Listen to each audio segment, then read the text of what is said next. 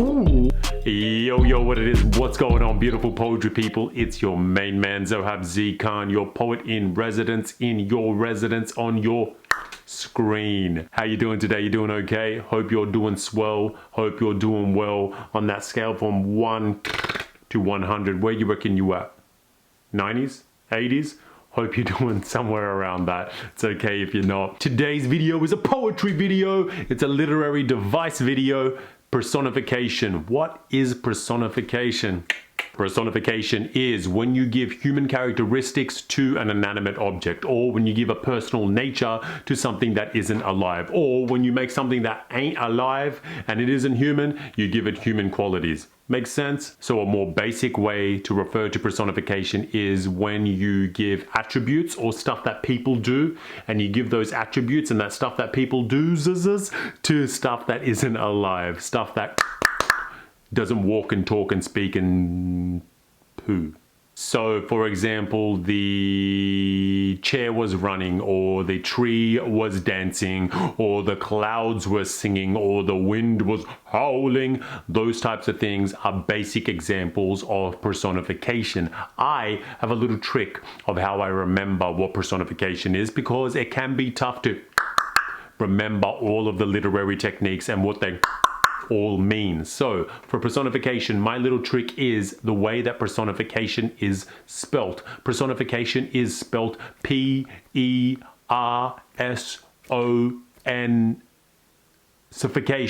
right? It starts with the word person, and that always reminds me that it's about persons, right? It's about giving persons as stuff to non-persons as stuff. So giving human characteristics, so stuff that persons as do, then make those attributes go to something that isn't alive, that's something that isn't a person's.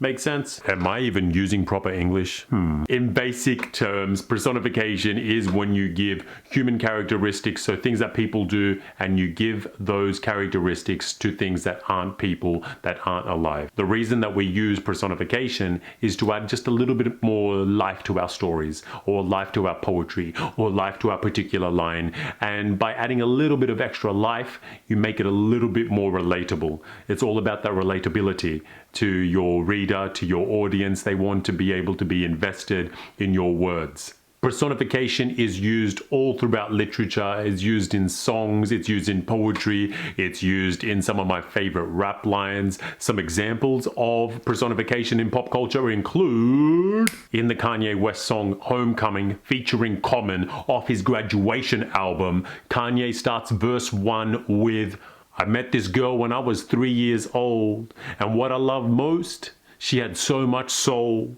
She said, 'Excuse me, little homie, I know you don't know me, but my name is Windy and I like to blow trees.'" So what Kanye has done in that particular line, he has used personification by personifying Chicago, because that song is called Homecoming. And the chorus of that is, "Do you think about me now and then? Da da da da da da da. I'm coming home again." Da da da da da da. He's talking about Shah City, and Shah City is Chicago, and Chicago is known as the Windy City. Kanye is using personification in that particular instance. On a side note, Kanye West's 2007 Graduation album, still his best album if you ask me. Fight me in the comments if you don't agree. Another example of personification in hip-hop is the 2009 song by Nas, and Nas says hip-hop is dead. By saying hip-hop is dead, that is another example of personification. The next example of personification comes from the Black Star song Respiration, which is one of my favorite songs on my favorite album, featuring Common. In verse 1 though, Mos Def starts the verse with, "The new moon rode high in the crown of the metropolis, shining like who on top of this." The new moon rode high in the crown of the metropolis, shining like who on top of this. By saying that the new moon rode high in the crown of the metropolis, shining like who on top of this, Mos Def is attributing human attributes by saying rode, ride. Riding is something that humans would usually do, definitely not something that the moon would do. That is personification. Quick side note, when Mos Def rhymes metropolis with on top of this, that is known as a compound rhyme or a multi-syllabic rhyme, or in hip-hop slang, a multi. That's something that we can talk about later, but Mos Def is one of the best at multis. It's quite common in hip-hop to use multi-syllabic rhymes, and it's something that you should definitely consider if you're writing poetry, or if you just want to get rhymes in there in a different kind of way, you know what I'm saying? Other examples of personification include my alarm clock was yelling at exactly 6:30 a.m. or the rundown house seemed a little bit depressed, or the car was crying as the car key was turned in the ignition. All of those examples of personification aside, let's do some personification right now. A really easy trick that I use is I write down as many human characteristics as I can.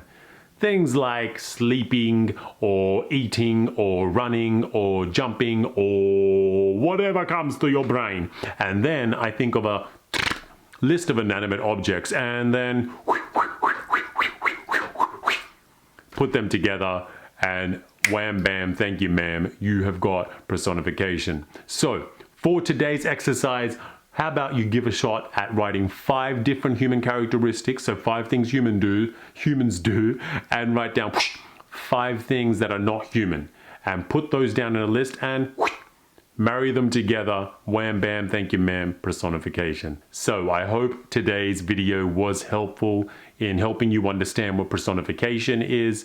If you enjoyed the video, please don't forget to smash that like button, hit that subscribe button, leave me a comment down below, and I'll see you next time. Thank you so much for joining me. Thank you so much to all of my amazing Patreons over on Patreon. You guys mean so much to me. I think I'm done. I think I'm dusted. Pwop.